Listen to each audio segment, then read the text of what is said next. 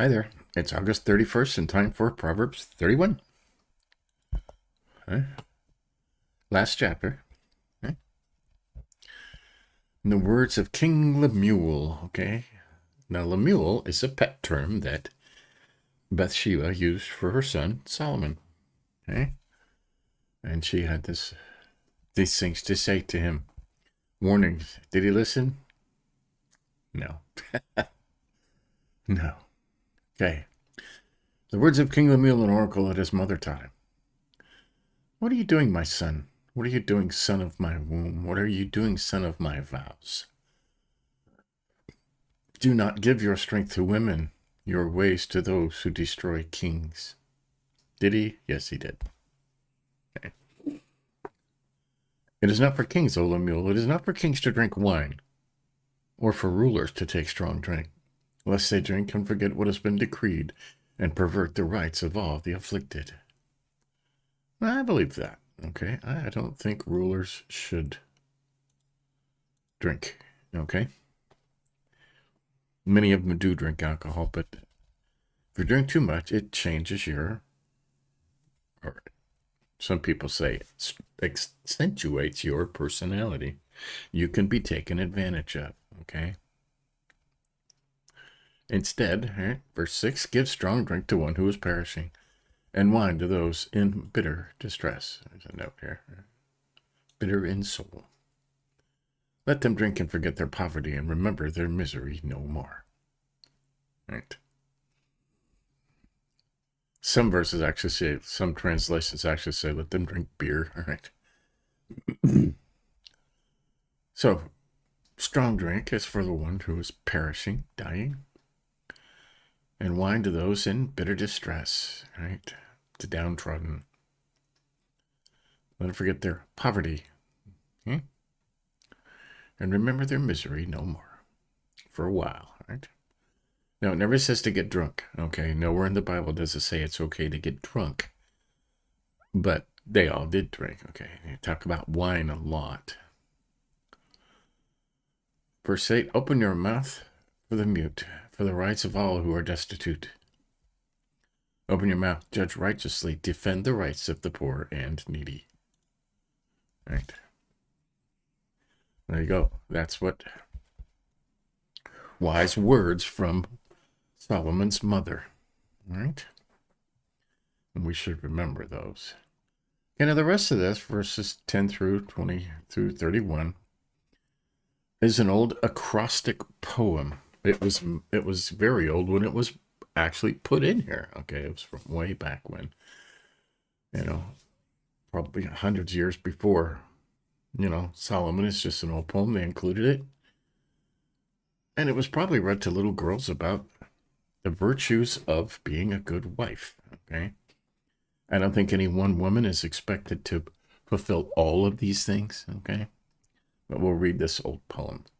Acrostic means it went in succession of the Hebrew letters. A is for this, B is for this. So it would have been something for little girls to remember. Right?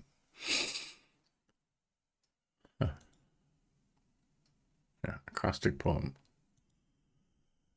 An excellent wife who can find she is far more precious than jewels. The heart of her husband trusts in her, and he will have no lack of gain. She does him good and not harm all the days of her life. Right? She seeks wool and flax and works with willing hands. She is like the ships of the merchant. She brings her food from afar. She rises while it is yet night and provides food for her household and portions for her maidens. She considers a field and buys it.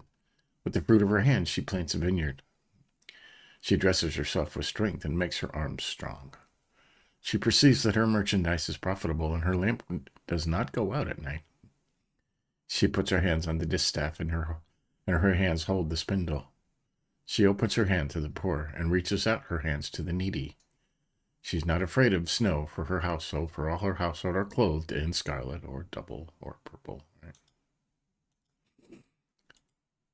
She makes bed coverings for herself. Her clothing is fine linen and purple. Her husband is known in the gates. When he sits among the elders of the land, she makes linen garments and sells them, and delivers sashes to the merchant. Strength and dignity are her clothing, and she laughs at the time to come. She opens her mouth with wisdom, and teaching of kindness is on her tongue. She looks well to the ways of her household and does not eat the bread of idleness. Her children rise up and call her blessed. Her husband also. He praises her. This is a quote from the husband. Many women have done excellently, but you surpass them all. Unquote. Charm is deceitful and beauty is vain, but a woman who fears the Lord is to be praised. Give her the fruit of her hands, and let her works praise her in the gates. Right? And I always highlighted this, verse 30, right? Charm is deceitful, beauty is vain, but a woman who fears the Lord is to be praised, right? This is all about wives and a good wife. Are you looking for charm and beauty? You're looking for the wrong thing, right? You should be looking for a woman who fears the Lord, okay? Who has a heart for the Lord. That's what you should be looking for, right? All this other stuff passes away, right? The charm, the beauty, right? Hides true nature. That's important. There you go. That's Proverbs 31, okay? And we highlighted stuff here just mostly to separate it, okay, from the words of Bathsheba. Do not give your strength to women your ways to those who destroy kings, okay? Solomon had 700 wives. He took the wives, mostly princesses, right? Which were spoiled to begin with because they were princesses and absorbed their kingdoms to make his kingdom larger. Okay. I think 700, and that was his downfall, okay? They were so upset that he let them build temples to their idol gods, okay? And the one true God would have none of that. Okay. It is not for kings, O Lemuel, it is not for kings to drink wine or for rulers to take strong drink, lest they drink and forget what has been decreed and pervert the rights of all the afflicted. Right? There's notes over here. That is, a king must not give himself to wantonness and neglect of his office, which is to execute judgment. Right?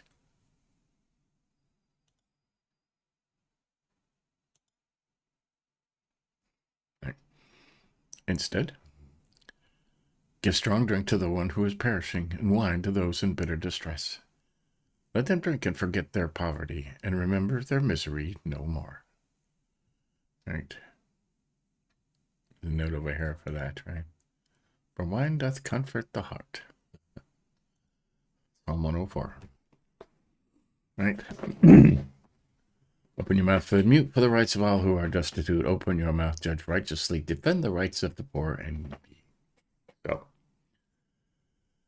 there you go. That is Proverbs 31.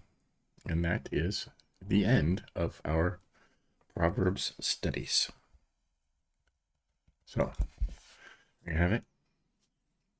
Many years ago, like 45 years ago, right? A pastor, a teacher,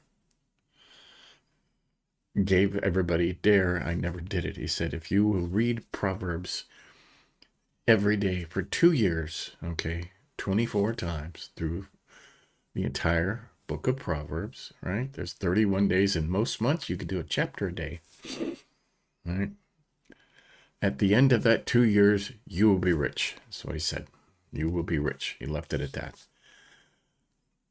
I always thought about that, okay? I never did it until this last 2 years, okay? And I've recorded every one of them, chronicled them, put them all on the internet, mostly because it kept me studying. Okay? It kept me doing it, gave me the responsibility to do that every day. And I have done that every day. This is the last video of 2 years of going through Proverbs, right? Am I rich? Yes. Okay. What he didn't say back then was it will teach you what rich means. Okay. Like Agar's prayer in chapter 30 yesterday. Right? Keep lies and deceit far from me. give me neither poverty nor riches, but just the food that I need and the things that I need to survive. Right? I become too rich, too wealthy, I will forget the Lord and say, "Who is the Lord? I don't need him. If I become too poor, I may be forced to steal and profane the name of my God." Right? If you have enough, okay, enough for the day, right? It says all over, don't worry about the future, okay? I mean, you should store and, keep a good account of your books and stuff, but don't worry about the future, right? God's already there and he'll provide for that. So here we are. I have enough food. I have a home. I have a bed to sleep in. I have food to eat. I have a wonderful wife and great kids. How much more rich can you get, right? So there you go. This concludes our study through Proverbs. 2 years, right? Like 750 videos or something, all those times, right? It's been done. This is a milestone for me, something I've been wanting to do all my life. So there you go. We will continue morning videos. So we'll pick chapters out of the Bible and study something, maybe a book, another book, or one at a time, right? But it won't end here. This is the end of the Proverbs study, but the rest of it won't end here. So we did it. If you've been on this entire journey, I'm amazed. It's amazing. Okay. Give me a thought in the comments. What do you think we should study next? All right. And we'll do that. But we'll be back tomorrow with something else. See you next time.